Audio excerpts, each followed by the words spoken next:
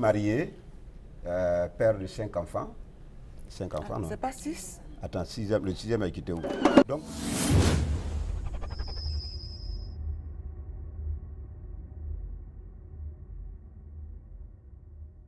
à cette salle, je vais vous donner la potion magique. Comment j'arrive à dompter Nastou. Comment je mets Nastou sous mes pieds. Comment je piétine Nastou. Comment je l'écrase. Venez.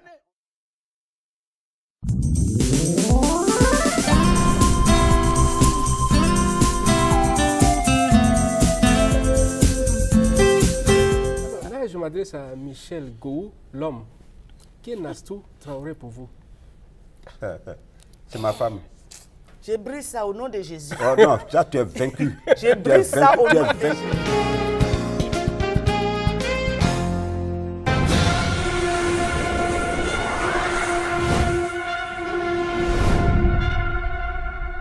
Bonjour à tous et merci de votre fidélité à Alta TV, ici Robert Souraki. Aujourd'hui, c'est une émission spéciale parce que je reçois des invités spéciaux.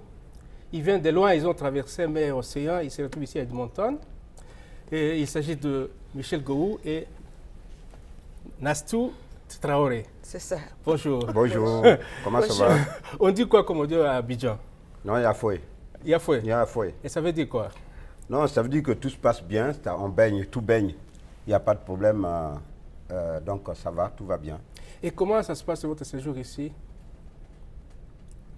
Bon, le séjour se passe très bien. Quand on voit Nastou respirer la grande forme, ça veut dire que le séjour Toute se rayonnante. passe bien.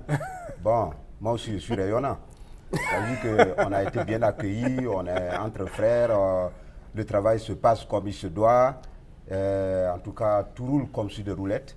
Et je crois que c'est bon, ça va. Mais Gou, vous avez beaucoup de facettes. Mais si on demandait à l'artiste Gou de définir Michel Gou, comment il dirait? Comment vous voulez que je me définisse? Je suis un être humain, après tout, je suis un être humain. Parlez un peu de Michel Gou. Non, je ne peux pas parler. Moi, je ne peux pas. Homme, tout court. En tant qu'homme. Tout court. Bon, ben, moi, pour parler de Michel Gou, c'est un homme, un être humain, comme je le disais tantôt. Voilà, je suis africain, panafricain.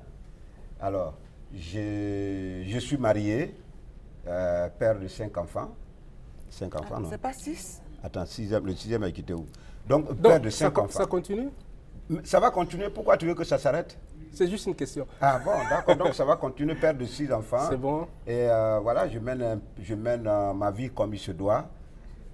Et puis voilà, je suis acteur de cinéma, comédien, et chanteur aussi à mes heures perdues. Voilà.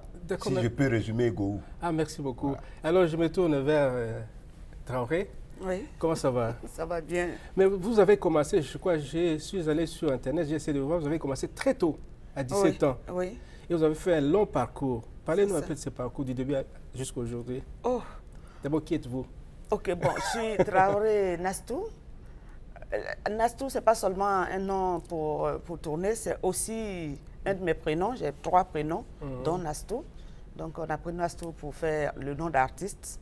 Donc, je dirais que je suis Traoré Nastou, artiste comédienne. Et j'essaie de toucher un peu à d'autres choses. J'ai, par exemple, un diplôme de styliste modéliste. Ça fait que je fais des costumes de cinéma. Il m'arrive aussi de chanter à mes heures perdues. Et d'être comédienne, surtout, c'est surtout ça mon métier. Bon, en gros, c'est un peu tout ça que je fais. Mais en fait, moi, j'ai des difficultés à dire Nastou parce que je connais Miss Lolo. Ouais, vraiment, c'était un grand plaisir de vous recevoir ici sur ce plateau. Merci. Et alors, comment ça se présente votre programme ici? Alors, le programme ici, ça se passe comme ça se déroule. Hein. Ça se déroule depuis qu'on est arrivé. On a fait le premier spectacle ici à Montréal, le deuxième à Québec. Le 3e spectacle, on le passe ici ce soir. Et demain, on repart sur Montréal pour continuer avec un 4e spectacle à Montréal le 3. Et le 5, le 4, nous sommes à Ottawa. Ouais. Voilà un peu le programme. Ah, d'accord. Mais vous venez de la Côte d'Ivoire. Côte d'Ivoire a connu des turbulences. Est-ce que ça n'a pas touché un peu la culture et les arts en Côte d'Ivoire? Et comment ça se comporte aujourd'hui? Est-ce qu'il y a la renaissance du théâtre en Côte d'Ivoire aujourd'hui? Il faut répondre. Pourquoi c'est moi qui dois répondre? C'est pas toi qui depuis. Toi, tu ne peux pas répondre à cette question-là. Bon, comme on dit, la Côte d'Ivoire, c'est vrai, a connu des turbulences. Aujourd'hui, grâce à Dieu, les choses se sont calmées et tout. Mais c'est sûr, c'est absolument sûr que quand un pays connaît des turbulences, les temps qui suivent, toutes les couches sont touchées, pas seulement l'art. Donc l'art fait partie de ce qui est touché dans le pays. Il y a beaucoup d'artistes qui s'étaient exilés, qui ont commencé à rentrer. Et il y a d'autres comme nous qui sommes restés sur place. On continue de travailler, mais c'est un peu plus difficile, justement parce qu'il y a eu une cassure. Et il faut dire aussi que les Africains ne croient pas vraiment en la chose de l'art, c'est-à-dire investir dans des films et tout. Donc le combat devient un peu plus difficile encore. Mais bon, c'est notre métier, on essaie de faire avec. On se dit que les autres aussi, les autres activités connaissent les mêmes problèmes que nous. Donc on se bat pour sortir de l'eau. Mais dites Gowou, si demain Gowou était nommé ministre et vous vice-ministre, moi, vice-ministre de Gowou. Quelle serait votre priorité? Non, je refuserais. Alors, si vous étiez ministre, voilà, d'accord. Quelles seraient vos priorités? Moi, le portefeuille ministériel, même, ça ne m'intéresse même pas alors. Ça ne m'intéresse pas. Si moi, je dois faire la politique, peut-être c'est d'être président de la République. C'est pas de la politique? Hein? Je dis si je dois faire de la politique, peut-être c'est d'être président de la République. Sinon, ministériel, tout ça, là, moi, ça ne m'intéresse pas. Et si c'était une prophétie? Ou alors, je fais pas la politique. Et si c'était une prophétie? Si c'était une prophétie d'être ministre? Non. Chef de l'État, président chef de la d'État. République. Ouais, bon. Si c'est une prophétie. Et alors, qu'est-ce que vous feriez Qu'est-ce que je ferais pour la culture? Alors, je mettrais peut-être la culture à la première enseigne. Parce que la culture, si vous voulez, c'est le fer de lance de l'économie d'un pays. C'est la base de l'économie d'un pays. Mais dommage qu'en Afrique, on ne sache pas ça. Dans les pays développés en Occident, le développement est parti des critiques des artistes. Donc, le développement ne peut pas partir sans les artistes. Mais en Afrique, on a tendance à bâillonner les artistes, à piétiner les artistes, à appauvrir davantage l'artiste pour ne même pas l'entendre parler. Wow. Or, quand il parle, c'est des critiques, mais des critiques sur lesquelles on peut se baser pour développer notre continent. Mais c'est dommage. C'est dommage. Donc, moi, dans un premier temps, c'est de redorer vraiment le blason de la culture en Afrique en général. C'est-à-dire d'abord mon pays, pour lequel je suis le président de la République, mais me battre aussi pour que toute l'Afrique entière même puisse vraiment se retrouver de façon culturelle. Parce que la culture d'un pays, c'est son âme. La culture d'un pays, c'est sa respiration. C'est tout pour lui. Donc, si on prend la culture dans de très bonnes conditions, il n'y a pas de raison que le pays n'avance pas. Ah, c'est bien dit. Voilà. Et Nastou, première dame, première présidente donc de la Côte d'Ivoire. La femme de Gowou, quoi. Non, jamais. Pas la femme de Gowou. Ouais. Présidente de la République. Point. À vous la parole. Oui. Ben, si j'étais présidente de la République, déjà en Afrique, on a beaucoup de problèmes. Beaucoup. Oui, à tous les niveaux. Non, pas seulement, qu'est-ce que tu fais pas seulement au niveau de l'art. C'est pas toi qui poses les questions ici. Pas seulement au niveau de l'art. Ils ont commencé, hein? Alors, ce que je ferais en tant qu'artiste, ce serait de donner beaucoup plus de possibilités aux artistes pour s'exprimer. Parce que moi, ce que je retiens, c'est vrai que Gowou a résumé tout de suite ce que n'importe quel artiste aurait voulu faire pour l'art. Mais il faut que nos gouvernants comprennent que ce n'est pas seulement pour les critiquer. Parce que nous, les artistes, on touche souvent à certaines choses qui ne les arrangent pas. Donc, à voir surtout le côté où l'artiste vend le pays à l'extérieur. Il y a des pays où tu arrives, les gens ne savent même pas d'où tu sors, ils ignorent ton pays. Mais par rapport au fait que tu es artiste, qu'ils t'aiment, ils te connaissent, on te demande, mais tu es de quel pays? Et puis tu présentes, tu dis, ils te donnent même la carte du monde, tu t'en vas présenter ton pays, tout petit quelque part là-bas. Et ça vend l'image du pays. Aujourd'hui, le sport est là, on ne peut rien faire avec. C'est surtout ça qui vend l'image du pays à l'extérieur.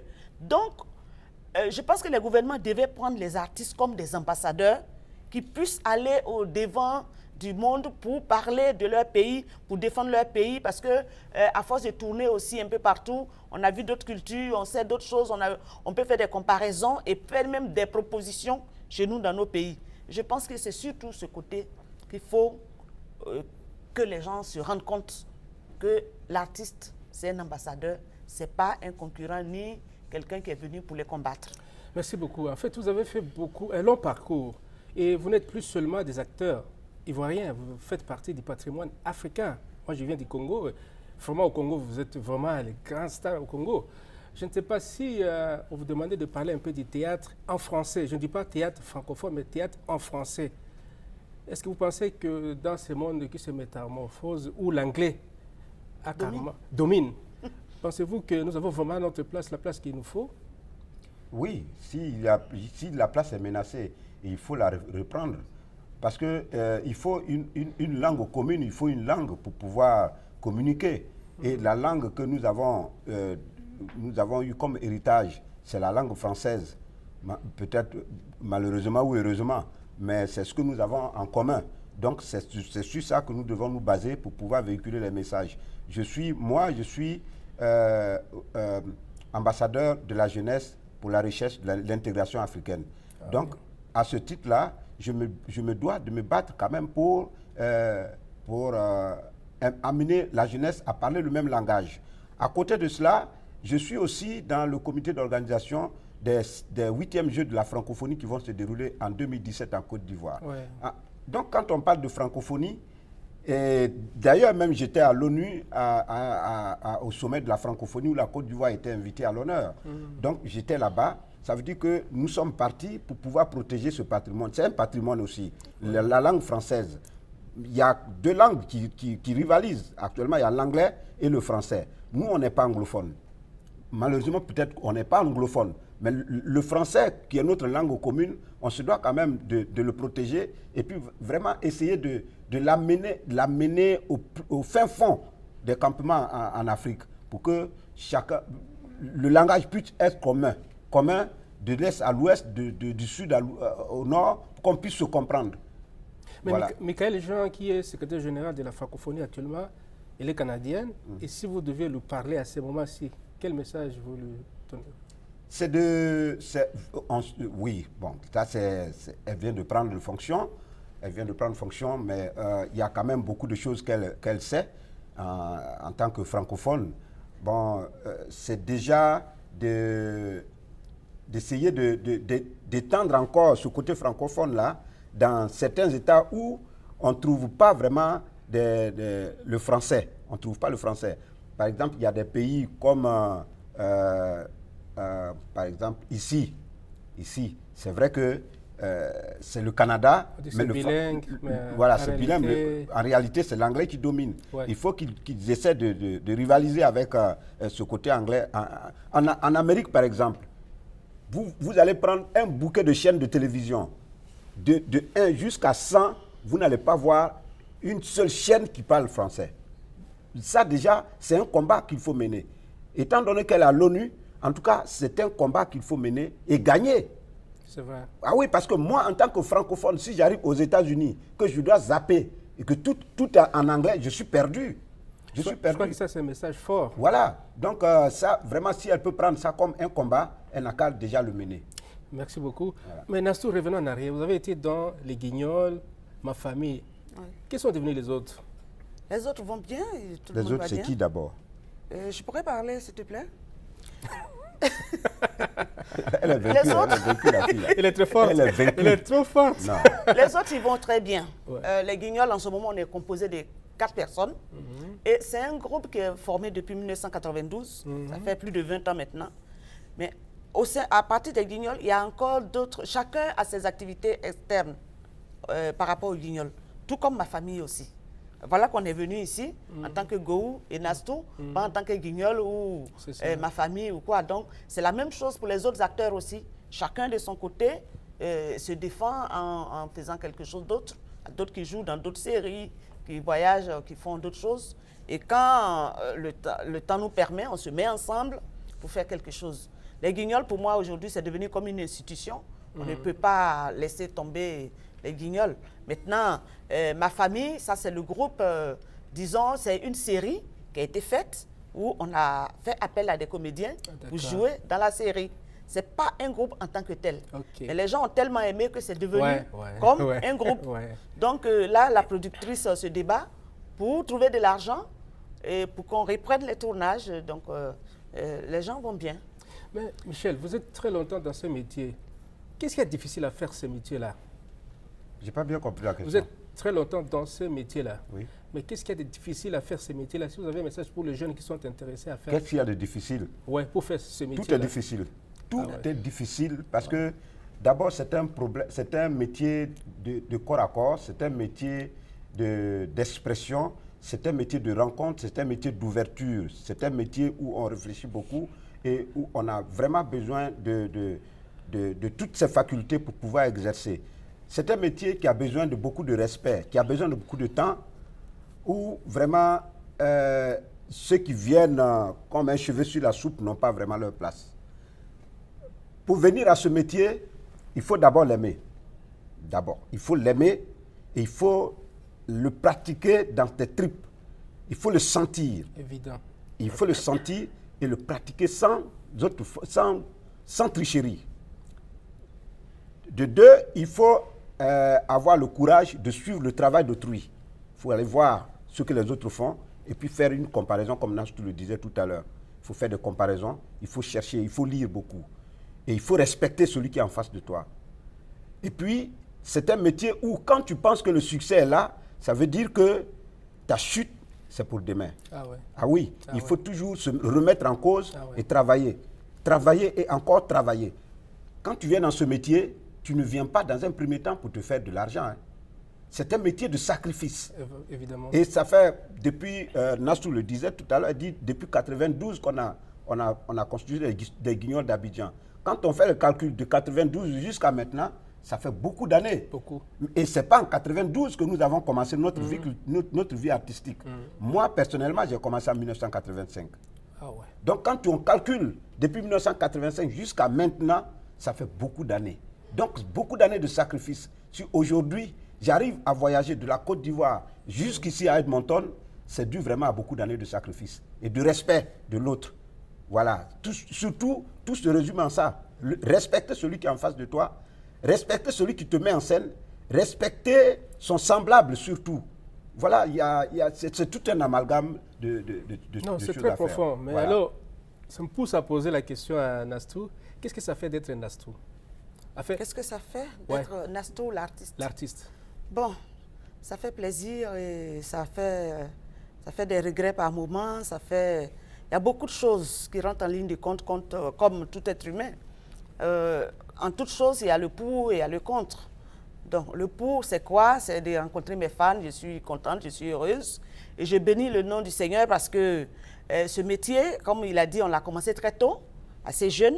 Il y a beaucoup qui ont commencé avec nous aujourd'hui qui ne sont pas là. Et je veux dire, qui ont arrêté, qui sont allés faire d'autres choses. Il faut vraiment le vouloir. Il faut que ce soit ton destin pour que tu puisses vraiment aller. Il ne faut pas venir parce que tu as envie qu'on te voie. Parce que c'est un métier comme tout autre. Je comprends. Alors, donc, et le côté regret, c'est beaucoup de choses, beaucoup d'incompréhension. Comme je le disais tantôt, on est des artistes africains. Ce n'est pas très facile, à gérer surtout. Et nous, quand on commençait, on était encore plus jeunes, c'était encore plus compliqué. Parce que dès que tu as choisi le métier, c'est parce que tu ne veux rien faire de tes 10 doigts. Ça, c'est ce que tes parents et tous ceux qui sont autour de toi te diront. Il est mieux d'aller choisir un métier qui va te rapporter quelque chose tous les fins du mois, ce qui n'est pas le cas d'un artiste où la vie est faite en dents de scie, où ça peut venir beaucoup aujourd'hui, tout comme tu peux passer beaucoup de temps sans rien avoir sur toi. C'est beaucoup de complications. Et pour une femme, c'est encore plus difficile. Je comprends. Avec les préjugés. Et moi, je suis une mère de famille et c'est pas facile. Bon. Oh, pardon, quitte là-bas. C'est pas facile. Je comprends. C'est comme une charge pour moi quand je pense à mon fils. Parce qu'il n'a pas eu la mère qu'il faut. Quand on dit on a besoin d'une mère, mon fils n'a pas eu ça. Parce qu'il avait 8 mois quand j'ai voyagé la première fois pendant 1 mois pour le laisser seul.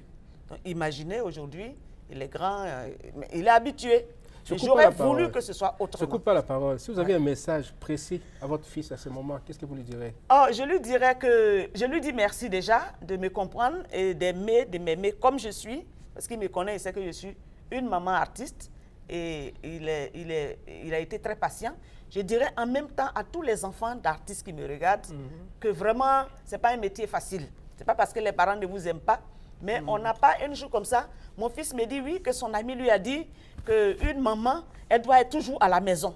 Je lui ai dit, mais ton ami, sa maman fait quoi? Il avait quel âge à ce moment? Il devait avoir 10 ans. Il dit, sa maman fait quoi? Elle me dit, elle est dentiste. Je dis, ok, moi je ne suis pas dentiste. Je suis artiste. Ce n'est pas la même chose. Il dit, ce n'est pas du tout la même chose. Ben, aujourd'hui, il est intéressé d'être artiste aussi. C'est ça. Moi, si c'était moi, je lui aurais dit non.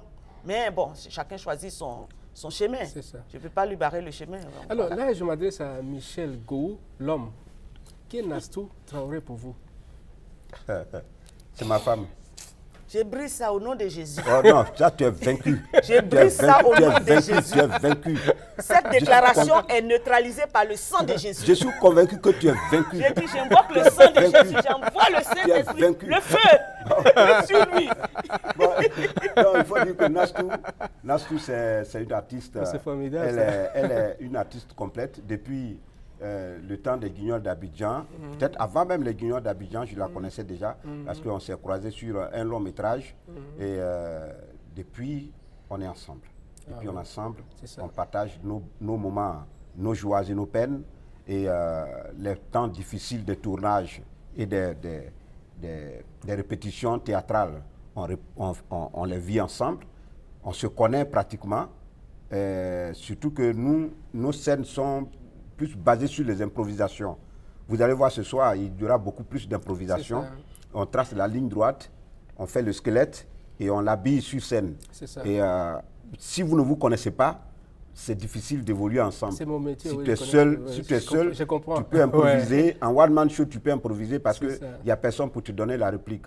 Mais quand vous êtes deux, il faut vous connaître. Et elle me connaît, je la connais. Quand je prends la parole, elle sait dans quelle orientation je vais et elle sait comment me donner la réplique pour que vraiment les spectateurs soient satisfaits. Donc c'est une artiste. Et puis, elle, à côté de côté collègue, elle est tout pour moi. Elle est une sœur, en fait. Elle est une sœur. Moi, à mon mariage, j'avoue qu'elle était... J'étais la présidente du comité d'organisation. C'est moi qui parle. C'est moi-même qui suis allée dire à sa femme. C'est moi qui parle. Ton mari veut t'épouser. C'est moi qui parle. C'est moi qui parle. Ok. C'est moi qui parle. Je retourne la parole. Jusqu'à preuve du contraire. Oui, vas-y. Et je suis l'homme après tout. Donc, il faut me respecter en tant que tel. Be careful, hein? D'accord. Il parle anglais, hein? Ça, c'est pas bon anglais. Donc Nastou, c'est elle qui a été la présidente du comité d'organisation à mon mariage. C'est pour ça que je disais hier à l'aéroport que vous êtes inséparables. Non, on est séparables. On est séparables parce qu'on ne dort pas ensemble. Je comprends. Voilà, on ne dort pas ensemble. Tu vois un peu, je ne fais pas de commentaires. Parce que quand tu dis que vous êtes inséparables, peut-être qu'ici à Edmonton, il y a des gens, il y a des femmes qui regardent l'émission et qui veulent vraiment venir vers moi après, qui sont intéressées, qui veulent venir après l'émission ou après le spectacle. Mais quand tu dis ça, ça les bloque. Parce que peut-être qu'il y a des hommes aussi qui souhaiteraient quand même me rencontrer. Personne ne sait. Personne. Si, beaucoup de personnes. Personne. Donc, il ne faut pas qu'il soit là à me faire de l'ombre. Okay. Sachez que ce gars, dès qu'on quitte ici, il prend son chemin, je prends le mien. On ne monte même pas dans la même voiture. Sinon, vraiment, on est ensemble. D'accord, Nastou. Nastou Traoré, en tant que femme tout court, homme, qui est Michel Gou pour vous? Michel Gou, en tout cas, c'est quelqu'un de très important pour moi. Je l'ai toujours pris comme... Moi, ma vie, en fait, je ne suis pas... J'ai choisi ma famille. Genre, on dit c'est ma famille, on a accroché, je ne suis pas comme ça. C'est-à-dire, quelqu'un comme lui, on se connaît depuis plus de 20 ans. Il y a beaucoup de choses qu'il sait de moi. Il y a beaucoup de confidences que je lui fais. Même quand un homme me plaît, je le lui dis. Quand je ne veux pas aussi, je lui dis. Il y a trop de choses qu'il sait. Il est dangereux, c'est toi la censure? C'est lui. Non, c'est pas moi. C'est lui. Les gens vont me fustiger. C'est quelqu'un vraiment c'est vraiment le grand frère que j'ai toujours voulu avoir. Il est... voilà. En tout cas, beaucoup de respect. Merci. Oui. Est-ce que vous avez des projets pour l'avenir? Donc après ici, est-ce que, ou par rapport à l'avenir, disons cette année, est-ce que vous avez des projets que vous voulez partager avec d'autres gens? Absolument, absolument. Parce que quand tu es dans ce métier, ne pas avoir de projet, ça veut dire que tu vas à ta perdition. Nous, on a toujours des projets. Chaque jour que Dieu fait, on a toujours des projets. On prend les projets, on fait les projets en vrac. Et puis maintenant, on essaie de voir ce qui peut marcher dans l'immédiat. On le fait marcher et puis bon, voilà, on continue. Mais bon, après Edmonton, après le spectacle de Montréal, après le spectacle de Ottawa, On retourne à Abidjan et puis on reprend une autre sortie sur le Congo, le Congo-Brazza. Après le Congo-Brazza, il y a le Cameroun qui nous attend. Après le Cameroun, il y a les Comores où on doit aller encore. Et après le Comores, on doit aller en Angleterre, en Allemagne et autres. Wow. Mais sans compter que nous avons quand même des projets de tournage de films à Abidjan qui nous attendent. Moi, j'ai un projet de tournage de capsules. J'ai un projet de tournage de long métrage. Et puis, il y a encore une série aussi qui est sur la table. Donc, voilà un peu ce qui nous attend comme projet. Parce que ce que les gens doivent comprendre, c'est que vous ne faites pas seulement du théâtre. Vous faites aussi du cinéma. Parce que vous êtes sorti carrément du théâtre vers le cinéma. Si on voit les 3 unités du théâtre, donc vous êtes déjà dans le cinéma. Donc, vous êtes aussi des acteurs du cinéma. Je crois que c'est... Ça part ensemble. Oui, ça part ensemble. Ça part ensemble, voilà. Est-ce que vous avez un message de la fin? Ou peut-être que vous avez une question que vous aurez souhaité que je puisse poser, que je n'ai pas pu poser. Oui, ça va. Ben, tout est déjà sorti. Hein. D'accord. Tout est déjà sorti, mais maintenant, si tu as un message de fin. Bon, mon message de fin, c'est pour dire à Edmonton qu'on est là et que la soirée, c'est aujourd'hui. Donc, on vous attend pour ce soir. Et là, ne dites pas non, on n'est pas au courant. Non, est-ce que c'est demain? C'est aujourd'hui. Et ce n'est pas tout le temps qu'on quitte en Afrique pour venir jusqu'ici pour le riz. Ce qu'on va faire ce soir, c'est une tempête de riz. Tous ceux qui ont envie de riz, qui veulent sortir de ce froid-là, vraiment, c'est le moment de passer ce soir. Et après, ici, on retourne à Montréal, comme Gohou l'a dit tantôt. On joue à Montréal le 3 avril. Le 4, on joue à Ottawa. Et le 5, on est parti.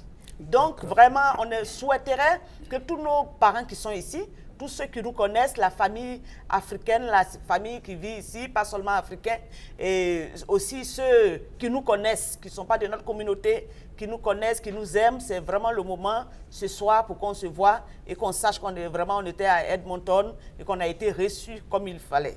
Moi, je sais que tout le monde sera là. Je sais que tout le monde sera là. Ceux qui ont eu cette information, que ce soit en direct à la télé, à la radio ou de bouche à oreille, ils vont venir remplir la salle. Mais moi, moi, ce qui m'intéresse, c'est les hommes. Les hommes d'Ottawa. Venez parce que nous sommes en danger. C'est Edmonton. Non, les hommes de Edmonton, venez parce que nous sommes en danger. Nous, les hommes, nous sommes en danger. Venez, on va se donner ce petit truc-là pour pouvoir dompter les femmes. Venez parce que les femmes sont en train de monter sur notre tête. Venez parce que d'ici peu, on n'aura plus de voix. Franchement, notre voix est en train de partir. Venez ce soir à cette salle, je vais vous donner la potion magique. Comment j'arrive à dompter Nastou. Comment je mets Nastou sous mes pieds. Comment je piétine Nastou. Comment je l'écrase. Venez, on va se partager ce petit secret-là. Mais sœur, ça là, on ne parle pas beaucoup. Ne l'écoutez pas, hein. Tu as parlé aux hommes, non? Oui. Mais sœur, venez ce soir. Vous allez voir comment les hommes ils tchatchent, mais enfin, c'est nous qui commandons. En tout cas, je suis venu avec des recettes de l'Afrique. Il y a longtemps, vous êtes venu, il y a des choses que vous ne savez pas. J'ai appris que ici, vous maîtrisez. Mais je suis venu aussi avec des nouvelles petites choses pour vous communiquer. Vous allez être On déçus. va encore plus les maîtriser. Vous allez être et vous déçus. allez voir comment ça va se passer ce soir. Vous serez déçus. Ok. En tout cas, on tenait vraiment à dire merci à Giscard. Parce que sans Giscard, ça aurait été difficile qu'on soit ici. Tel qu'il s'est battu pour faire plaisir à la communauté ici et tout. Vraiment, c'est quelqu'un qui a respecté. Et moi, je lui tire mon chapeau.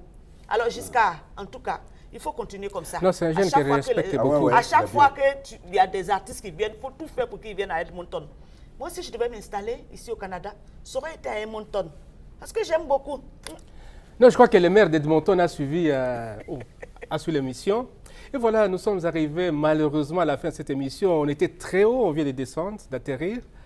Donc, c'est Portail Culturel qui recevait Michel Gohou et Nastou Traoré, des grands artistes, vraiment des baobabs, pas seulement ivoiriens, mais africains, même pas africains. Ils sont maintenant à la conquête du monde. Donc, encore une fois, merci à vous tous pour votre fidélité à Alta TV. Donc, le rendez-vous pour la prochaine et bye bye. C'était Robert Souraki. Merci. Merci beaucoup. Robert.